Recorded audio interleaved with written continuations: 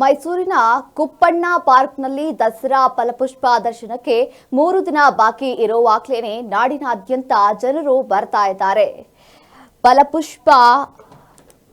ಫಲಪುಷ್ಪ ದರ್ಶನದಲ್ಲಿ ಗಮನ ಸೆಳೆಯುತ್ತಿರುವಂತಹ ಪ್ರತಿಷ್ಠಿತ ಜಿಕೆ ಟೈರ್ ಸಂಸ್ಥೆ, ಶ್ರೀ ಸರಸ್ವತಿ ಭಾವಚಿತ್ರ, ದಸರಾ ಅಂಬಾರಿ ಹೊತ್ತ ಅಭಿಮನ್ಯು, ಗಾಜಿನ ಅರಮನೆಗಳಲ್ಲಿ ಗಾಂಧಿ ಭಾವಚಿತ್ರ ಹಾಗೂ ಇನ್ನು ಅನೇಕ ಬಗೆಯ ಫಲಪುಷ್ಪಗಳಿಂದ ಸಿಂಗಾರಗೊಂಡಂತಹ ಭಾವಚಿತ್ರಗಳು ಮನಸೂರೆಗೊಂಡಿತ್ತು.